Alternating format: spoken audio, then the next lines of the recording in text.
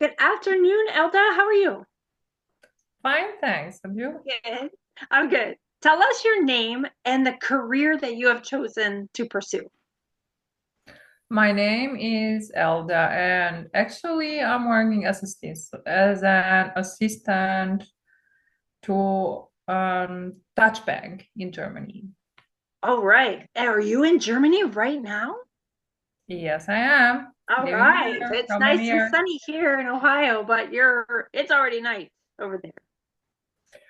It has been pretty nice. Yesterday, it rained a little bit, but it has been pretty nice weather, sunny weather, and warm. Very good. Untypical for March. Now, you have been in the United States before, and many of our viewers may likely be American students, though of course they can be from anywhere in the world.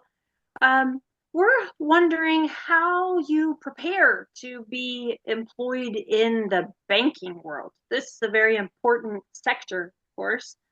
What kind of education do you have?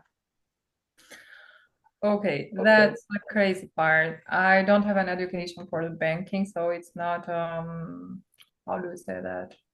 Economy, so that's not. It's just I came to banking after I worked in international relations and many other fields, so like car industry and um, pharma industry, so startup and everything else. So at a certain point, I landed in banks, and then here I am. Okay, so that is a really good testament that you can come into this field from other fields after you have gained some experience. Do you have a degree in something from college? I do, but as I said, that's not banking. That's foreign languages, and I also have a 2 year. Well, it's not really vocational, but 2 year of education. It's in Germany, so you can have that certificate from the Chamber of Commerce and Industry somewhere in our states here. So I have one in law to those 2 years, and I'm already doing a master in law. So, but no banking, no banker. So, what kind of person is perfect for the type of job that you do? And can you tell us a little bit about what you are doing in your daily life? There is no perfect person. So at least where I am right That's now true. at my department, my boss says a person without mistakes would be total boring. So That's true. You that's have what to he said. learn I mean, in something. the beginning, it sounded a little bit strange, but today, after 9 months, I say he's right because we all do mistakes. Mistakes happen and are unavoidable sometimes because you cannot know everything. And without you knowing everything, mistakes are bound to happen. They will happen somewhere if you want it or if you don't want it. That's not a problem. The problem is to correct them with your best abilities and then to avoid them mm, doing them again if they are avoidable, so to say. So not doing them by your awareness to say, okay, let's go ahead and do it again. So because that brings nothing.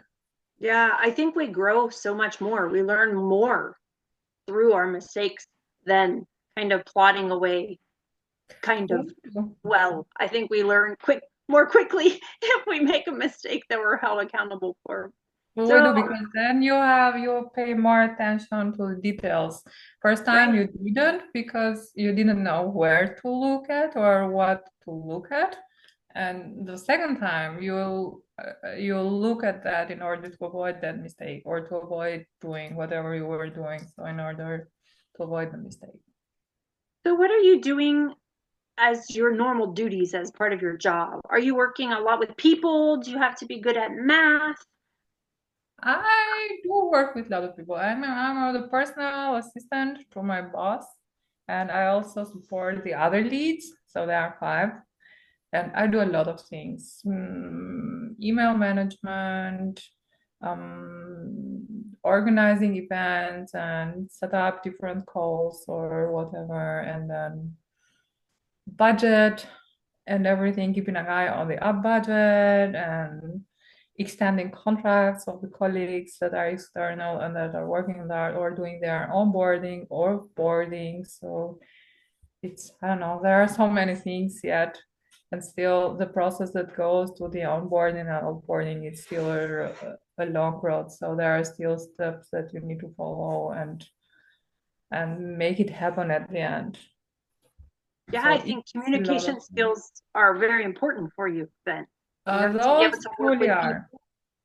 Those truly are. I mean, you cannot get things done if you don't reach out to people. I mean, at a certain point, you know the programs, but it's not the programs that brings you further. It's just by getting in touch with people. You need people all your way around. Wherever you go, whatever you do, you need people. You cannot do it on your own. So the type of administration that you're doing, do you think you could apply that in industries other than banking?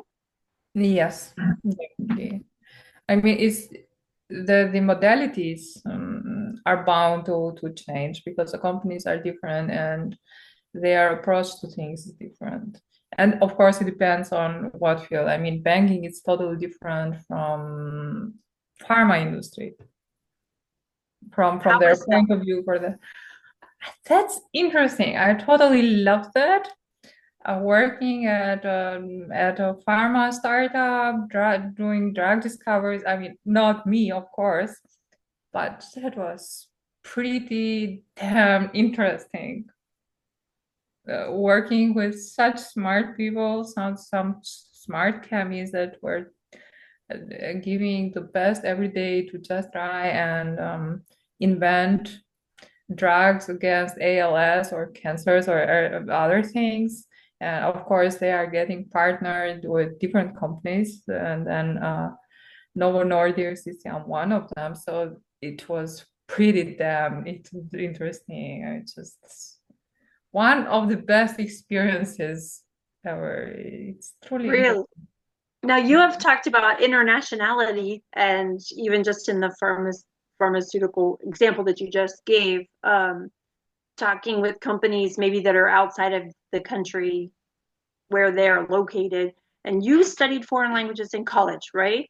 So what do you think about foreign languages for people who are in high school? Do you think it's an important thing? Especially think about Americans who predominantly are exposed to just English here in this country. How do you feel about taking foreign languages and whether or not it's important for us? I mean, of course, it depends on a person, but I think it's important. It's not about just communicating on a daily basis, but it opens you doors that you never can notice. I mean, it's not the same reading Voltaire in French Mhm. and reading Shakespeare in English rather than in German. Yeah, I mean, as nice as they are, the translation, but it's another feeling that you get. And the same if you read Echo in Italian and you read Dante in Italian and I read Dante in English. It's a different thing. And then when you are traveling somewhere, then you get the different impressions from the native people. So and then you show it's part also of integration. It's not always about integration if you don't live, but you also feel good because you get to understand if you need to ask and if you need to buy something. I mean, for the daily life, it's also important, but also for the studies. You never know what life brings you to. So I think it's very important. But at the end, it depends always on what you like. If you like it, I mean, a science nerd doesn't necessarily like That's true. history or foreign languages, and a foreign language nerd doesn't necessarily love That's true. chemistry.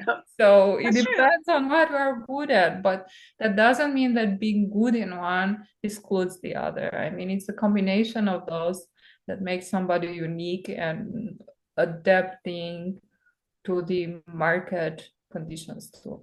And I was going to ask, do you think having proficiency in more than one language adds to your marketability to uh, big say, international companies or that sort of thing? Is there some advantage to people who maybe are good at languages and maybe they only have one? Should they consider expanding those options, maybe in college or on their own? It depends where you work and what you do. I mean, if you work at an American startup, as I was working for pharma, so English is the to go. It's the global language. But knowing the rest, it opens you horizons, meaning you have more material to read and to research, do your homeworks and everything else. And also you get to know another point of view. So um, the Russian way of teaching is different from the American way of teaching, or same the Albanian or the Italian. So you get also to compare things, not to compare peoples, but to compare methods, work method or school method. So and you can apply those to your best. What helps you more, but you can apply it and get the best of it. So I think it's important. But in the end, it's also personal choice. Sure. So when you made big changes in your career direction, so you would leave one company and go to another company, what causes someone to consider leaving one position for another position or another company? Like in your life, what was the what were some of the reasons for choosing to move on to a different career? Sometimes it's hard. You have to because company changes, because circumstances say changes. It depends. So a startup doesn't have the same status as a company that has been on the market for, let's say, 50 years. So it's different. And sometimes you make the choice by your free will in the sense you want to grow, you want to get to know different things also. So sometimes when you are stuck in your whatever your profession or your work might be, the change is for the better. So you get to know new people, new way of working, learning new things. Sometimes if you do the same thing for, I don't know, 30 years or 15, maybe 30, it's a lot. Um, it's not bad. I mean, changes can happen. They are not always the best one, but um, they are here, they are there, and the market is challenging, is changing, and the robotics are taking over. So there are going to be changes in the future. So people will be laid off if they like it or not. But there will also be other jobs that are today not really available. That's true. So jobs will be lost, jobs will be newly occupied. So we'll have to get adapted to the labor market at the end. And through that, not everything is nice, but not all everything is bad too. Somehow the golden rule applies to that, I think. So you That was have an to live excellent with it answer. sometimes. That was an excellent answer. I had no idea um, what you were going to say, but that was a very, very solid answer. If someone is interested in working in an international company or they want to do something dynamic, intercultural, what kind of suggestions would you give them to prepare for this journey if they're very young? Or even if they're not, say they're not young, say they're me Okay, and they want to do something for at being a big honest, international company. What should they for do?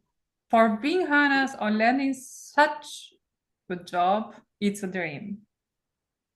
It's not easy. So even if you are the best at what you do and you can excel, you need somehow luck and somehow you need a little bit of contacts.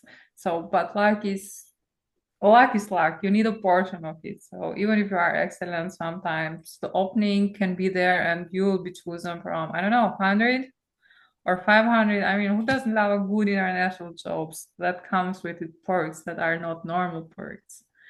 So everybody would love it.